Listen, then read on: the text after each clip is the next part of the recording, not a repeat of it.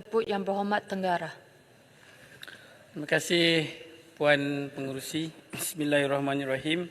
Saya terus kepada butiran 020000 pembangunan modal insan daripada 372 juta naik kepada 403 juta.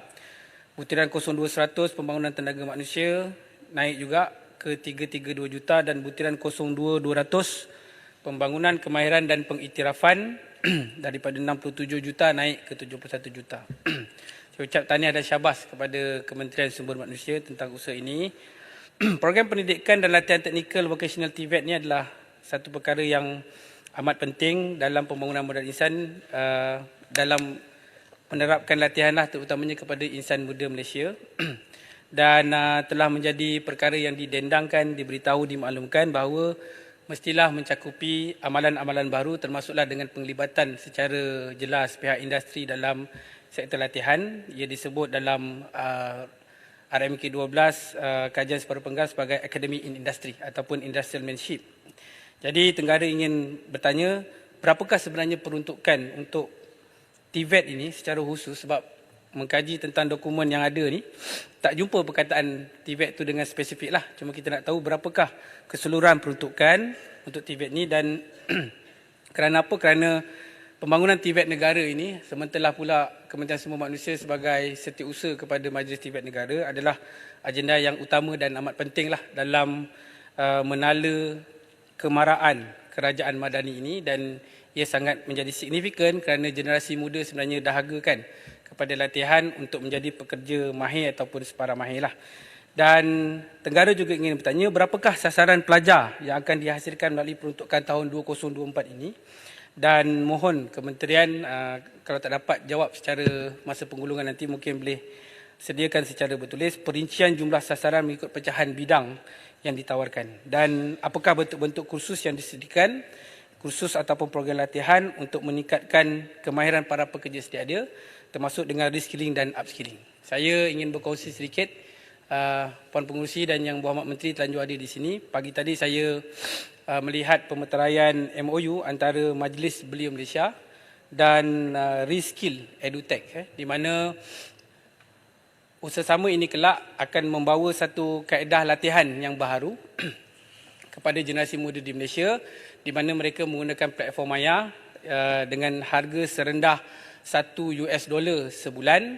Maka para pekerja, harapannya lah para pekerja di sektor-sektor industri terutamanya yang ingin menambah pengetahuan dan mempertingkatkan kemahirannya boleh menggunakan khidmat portal yang disediakan itu di bawah gerak kerja Reskill EduTech ini dan mendapat keabsahan tentang ilmu itu ataupun kemahiran yang dipelajarinya melalui online ini daripada 4 buah negara asing lah, termasuk United Kingdom. Jadi dalam peruntukan yang ada pada 2024 ni dan kita menuju kepada era digitalisasi, mungkin pihak Kementerian Sumber Manusia boleh melihat pendekatan-pendekatan seumpama ini dengan kolaborasi yang tuntas daripada yang Majlis Belia Malaysia misalnya. Jadi boleh kita menjangkau, melangkaui lebih ramai lagi pekerja-pekerja kita sedia ada di sektor-sektor industri supaya terlatih sama ada upskilling ataupun reskilling, supaya dengan itu produktiviti boleh meningkat dan kita boleh bersaing dengan negara-negara asing. Seterusnya, Puan Pengerusi, butiran 030200 keselamatan dan tahap kesihatan pekerja daripada 133 juta naik ke 135 juta. Terima kasih dan tahniah terhadap kepada PKSO yang selama ini telah sebaik mungkin memastikan kebajikan para pekerja.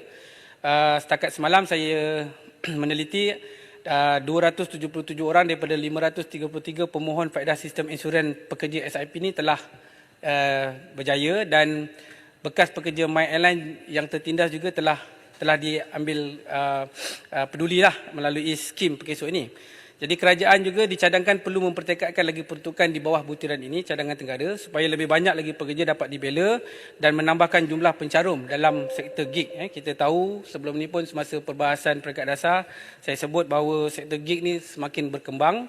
Jadi Tenggara ingin bertanyakan berapakah jumlah pekerja dalam sektor gig berdaftar dengan PKSO secara sukarela untuk mencarum setakat ini, dan apakah langkah yang bakal diperkenalkan bagi memastikan pekerja sektor gig ini terus mencarum. Dan sebagai tambahan, satu fenomena baru yang membimbangkan semakin ketara di kebanyakan tempat kerja di bawah butiran 030200 juga ini, iaitu berkaitan dengan kesihatan mental pekerja yang disebut dengan istilah kelesuan pekerja. Laporan kesejahteraan pekerja 2022, 58% pekerja di Malaysia mengaku mereka mengalami kelesuan akibat kerja.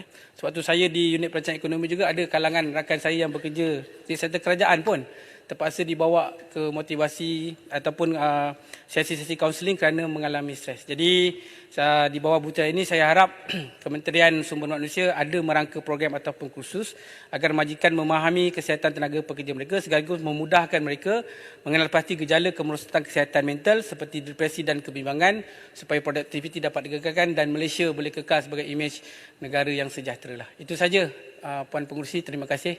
Terima kasih Yang Berhormat Menteri. Terima kasih Yang Berhormat Tenggara.